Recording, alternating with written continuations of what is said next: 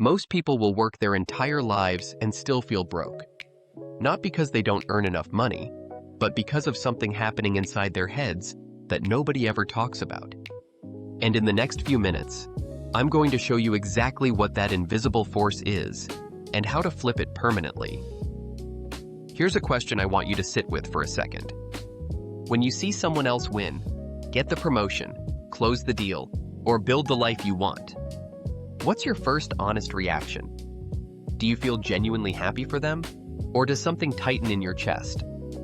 Your answer reveals everything about where your money story currently lives. There are two operating systems running in people's minds when it comes to money. One is called scarcity, and the other is called abundance. And most people don't even realize which one they're running because it lives so deep in the background, it feels like reality, not like a program. Let me break down the scarcity mindset first, because chances are you've lived inside it at some point. People with a scarcity mindset believe that resources are fundamentally limited.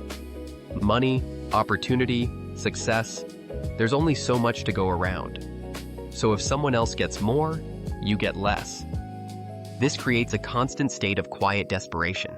You hoard, you hesitate, you play small. You celebrate safely instead of swinging for what you actually want. And the cruel irony is that this fear-based thinking literally repels the very outcomes you're desperate to attract. Here's what makes this even more fascinating. Scarcity isn't just a feeling. Research in behavioral economics shows that when people feel financially stressed, the cognitive load on their brain is equivalent to losing around 13 IQ points. Think about that. Financial anxiety doesn't just hurt your wallet, it actually compromises your ability to think clearly and make good decisions. You become less capable of solving the very problem you're stressed about. Now let's flip to the other side. The abundance mindset operates from a completely different foundation. People running this program believe that opportunity is expandable, that wealth isn't a fixed pie where one person's slice shrinks because of another. They believe the pie can grow. This shifts everything. Instead of guarding resources, they share knowledge. Instead of hiding strategies, they collaborate. Instead of fearing competition, they welcome it as proof that the market exists. And perhaps most powerfully, they take bigger swings because failure doesn't feel like evidence that they were never meant to succeed. Now here's the part most YouTube videos skip over. Switching from scarcity to abundance is not about affirmations. I'm not telling you to stand in front of a mirror and chant that money flows to you easily. That's not how this works. The shift is behavioral before it becomes psychological. You have to act differently first, and then your brain rewires around those new actions. Start with one specific practice: generosity of knowledge. The next time you know something useful, share it freely. Stop hoarding information like it's your competitive edge. When you give away value without expecting a direct return, something happens in your nervous system.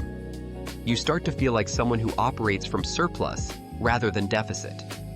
And your decisions change accordingly. The second practice is reframing your financial timeline. Scarcity thinkers are always in emergency mode, focused on what they don't have right now. Abundance thinkers extend the timeline. They ask what's possible in 3 years, 5 years, 10 years. This longer lens reduces the emotional panic around short-term shortfalls and opens your brain to creative solutions rather than just survival responses. Third, and this is the one people resist most, start celebrating other people's wins loudly and genuinely. Not performatively, not grudgingly, but actually mean it. When you train yourself to feel joy at someone else's success, you're reprogramming the core belief that success is limited. You're telling your subconscious there's plenty, and that quiet internal shift starts to change how you show up, how you pitch, how you invest, how you negotiate, and ultimately, what you attract. Here's the bottom line truth that I want you to carry with you. Your financial reality is downstream of your financial identity. The numbers in your account are a lagging indicator of the thoughts and beliefs that came before them. If you want different numbers, you need different thoughts, and different thoughts come from different actions taken consistently over time. You are not stuck. You are just running an old program. And unlike your bank account, your mindset costs nothing to upgrade.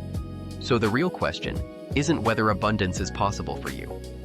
The question is whether you're willing to do the unglamorous internal work to get there. Start today. Pick one of those 3 practices. Do it for 30 days straight. Then come back and tell me what shifted.